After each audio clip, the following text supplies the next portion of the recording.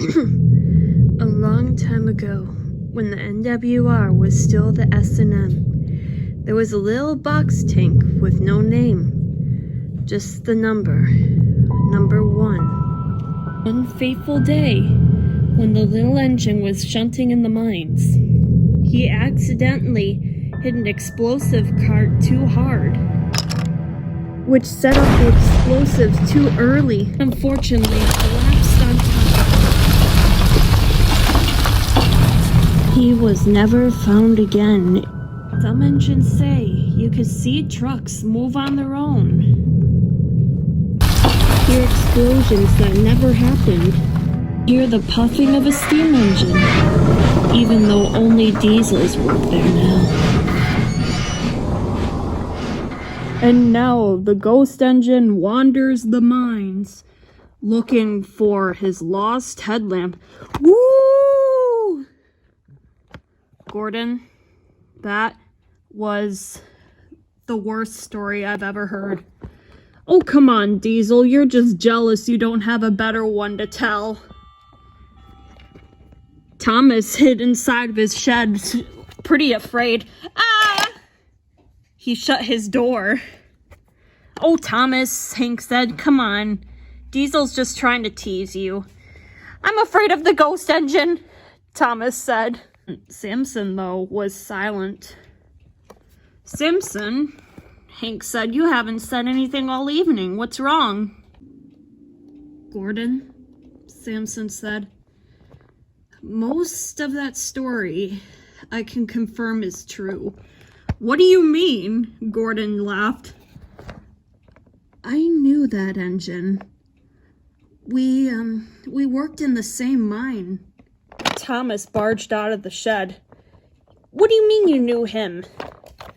We weren't built around the same time, but this was when I was a new engine in 1874. Let's just say he wasn't the friendliest of engines, Samson sighed. Diesel growled. You're just trying to get some attention. I have a job to do at the mines. I gotta pick up some coal from there and deliver it to all your stupid coal hoppers because the Fat Controller can't bother to switch to modern diesels like us who are much more efficient. I wouldn't go there tonight if I were you, Samson said. It's almost Halloween. Ghosts, vampires, all that stuff is made up just to get some scares to little young engines like you. Goodbye. And Diesel hurried off to the mines. This isn't gonna go well, Samson said. The other engines were silent.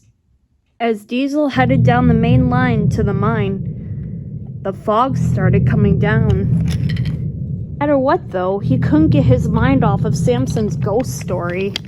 Diesel finally arrived at the mining shed. What took you so long? Ari and Bert said to Diesel. Fog is so thick, Diesel said. You can't blame me. I didn't want to get into an accident. You're just like one of those scaredy steamies, Ari said. He could jump right out of his firebox, teased Bert. I don't have a firebox, said Diesel. Diesel huffed out of the sheds, ready to do some shunting in the mines. I'll see you guys later. I actually have useful engine work to do. What's gotten into him? Said Bert. He's just low on diesel, probably, replied Ari. As Diesel arrived into the shunting yards at the mine, the trucks were already doing tricks and treats. Trick or treat, smell my wheels, give me something good to eat. The trucks laughed in their usual way. Diesel was not in the mood at all. Shush up, we got work to do. Ow! The foreman was not pleased with Diesel. You have caused confusion and delay in the mines. Now you're gonna have to be here all night cleaning up that mess. Diesel was very annoyed. As Diesel went off to go get the crane, something was watching him from inside the mines. Back so soon, my friend? Samson asked. Did the ghosts of the mines scare you away? No, Diesel replied. I derailed a truck at the mines. Oh, it must be caused by the bad luck of old number 1. You're not funny, Diesel said. I'll come with you to protect you, Samson said. I could tell you're just a little bit afraid. Fine, Diesel said. You can come along, but just don't say anything and don't play any Halloween tricks. Okay, I promise, Samson said. Knew his ghost story was made up. Well, most of it. Yards were eerily quiet as the crane got to work.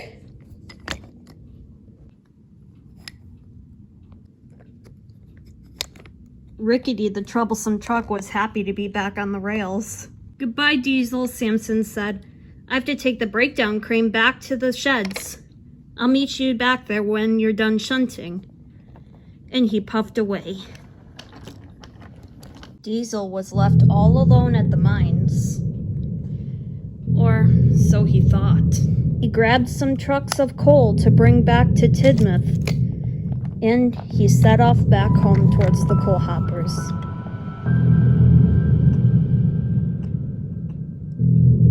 Fortunately, Diesel had to go through the mines to get on the way home. It was a quick cut. Diesel peered inside.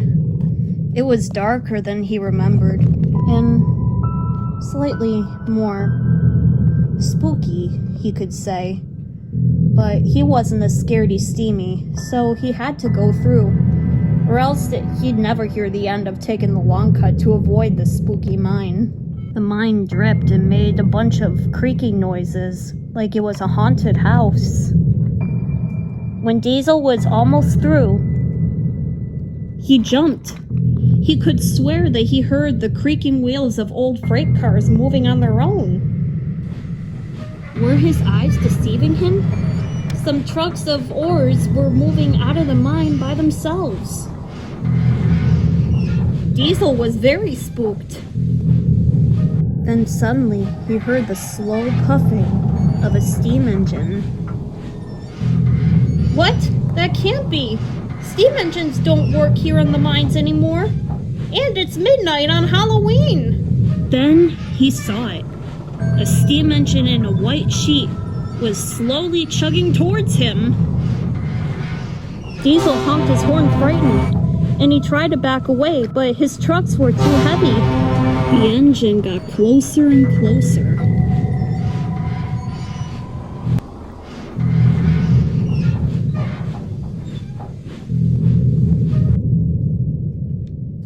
Just as it was about to touch his buffers, he heard the sound of a collapse, and the engine disappeared.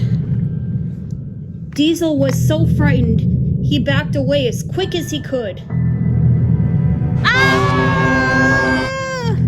He didn't even bother delivering his shipment of coal. Something watched Diesel rush away and vanish into the mines. Diesel ran back to the sheds. You tricked me! You scared me out of the mines, he accused. Samson yawned. What are you talking about? I mean, I was going to prank you, but I had another job to do. I had to deliver the mail for Percy as he was too scared to come out. That's a lie and you know it, Diesel honked. He's not kidding, Thomas said. Samson has been here since he brought the crane back to Tidmouth. Diesel was silent, and so was Samson. Deep down, they both knew what they saw. Was it? Asked Thomas. I think so, said Samson. We might as well go to bed. It'll be all over in the morning. And so, the other engines went to bed. But Diesel, he was left alone all night with his thoughts, just waiting and watching for the ghost engine to show up again.